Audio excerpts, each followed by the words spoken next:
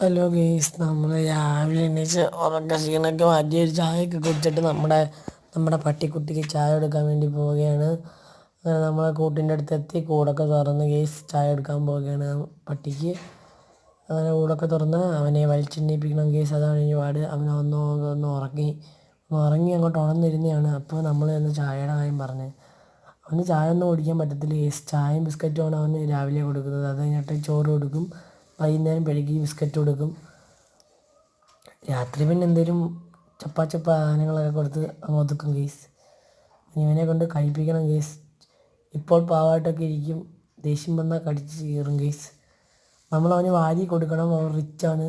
നമ്മൾ വാരി കൊടുത്താൽ മാത്രമേ അവൻ കുടിക്കൂ, അല്ലാതെ പ്ലേറ്റിലും പാത്രത്തിലും സ്പൂണിലും ഒന്നും കൊടുത്താൽ കുടിക്കത്തില്ല. അത് കൊച്ചുനാൾ തൊട്ട് അങ്ങനെ ശീലിപ്പിച്ചുകൊണ്ടാണ്. വാരി കൊടുത്താൽ മാത്രമേ അവൻ കുടിക്കൂ. അത്രയും ആ പാത്രത്തിലിരിക്കുന്ന അത്രയും ചായയും ബിസ്ക്കറ്റും തീർത്തില്ലെങ്കിൽ എന്നെ വീട്ടിൽ കയറ്റത്തില്ല, തൂക്കിക്കൊല്ലും ഗെയ്സ്. അങ്ങനെ ഇനി അവനെ കുളിപ്പിക്കണം. അങ്ങനെ നമ്മൾ വാരി കൊടുക്കും, അവൻ കുടിച്ചുകൊണ്ടിരിക്കും. അവനത് വാരിക്കൊടുക്കും. ഇച്ചിച്ച വെച്ചേ വാരി കൊടുക്കാൻ പറ്റും. ഒരു തുള്ളി അതിൽ കൂടിക്കഴിഞ്ഞാൽ അത് കുടിക്കത്തില്ല ഗെയ്സ്. അങ്ങനെ വാരി കൊടുത്തുകൊണ്ടിരിക്കുകയാണ്.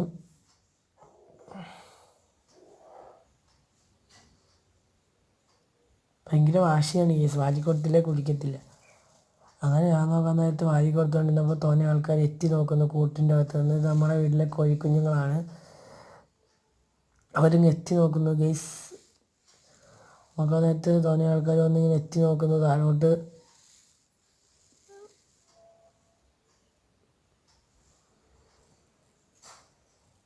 അങ്ങനെ എത്തി നോക്കിക്കൊണ്ടിരിക്കുകയാണ് അവർ. നമ്മൾ ചായയൊക്കെ കൊടുത്ത് അവനെ കൂട്ടിൻ്റെ അകത്തിട്ട് നമ്മളിനി കഥ അടച്ച് നമ്മൾ നേരെ പോവുകയാണ്. നമ്മൾ കൂട്ടിൻ്റെ ഇതിൽ ലോക്ക് ചെയ്ത് അവനെ ടാറ്റയും പറഞ്ഞ് നമ്മൾ നേരെ പോവുകയാണ്.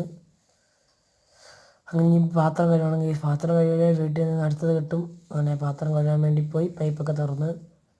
നമ്മൾ വെള്ളം പാഴാക്കില്ല, അതുകൊണ്ട് നമ്മൾ ഇച്ചിരി വെള്ളമേ തുറന്നുള്ളൂ. അങ്ങനെ നമ്മൾ പാത്രം